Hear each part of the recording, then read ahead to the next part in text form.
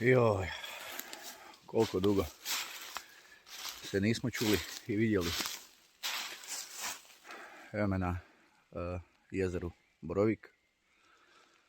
Došao sam malo prošetati Simbu. Evo, vidio sam je nakon mjesec i pol dana zbog CLDT-a. Na sreću što je vidim, ali evo, nažalost, morao sam ići po nju u Zagreb, jer je prijateljica vraćena, to jest vraćaju ju nazad na posao. Tako da mi sad nema tko čuvati Simbu.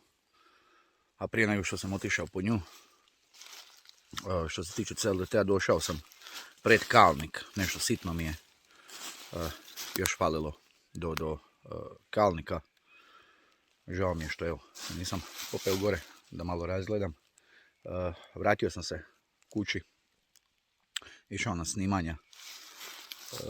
Koljeno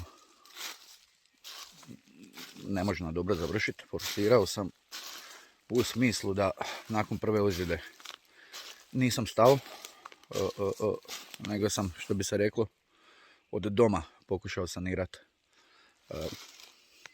koljeno, iako o saniranju koljena blage veze nemam.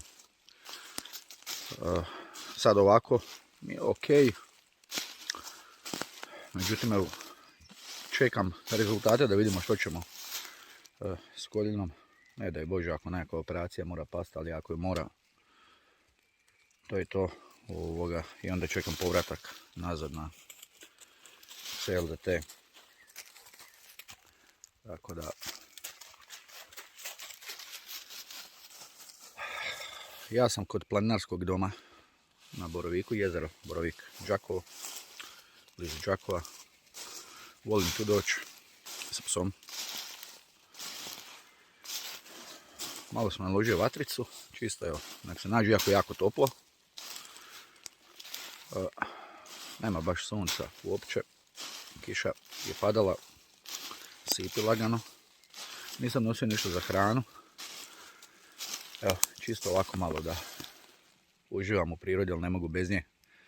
Sad kako sam bio na CLDT-u preko 400 nešto kilometara, non stop si u nekakvim šumama, u divljini, u prirodi, tako da ne mogu bez toga. Odmah je ovo da se Simba malo istrče i da udahnemo svježeg zraka. Tako da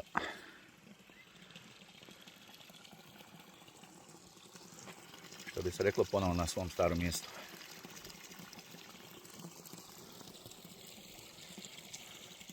Kažem, budem vidio što će biti s koljenom. Imao sam čak i onaj steznik. Pomogne to možda sat vremena, 2, da budem iskren, ali kao nešto mora se to iskinuti, ne smije se nositi non stop. Tako da vidjet ćemo što dalje. U svakom slučaju sve vas lijepo pozdravljam i javljam se. Čuj, je li odavdje, je li odandje. Lijep pozdrav.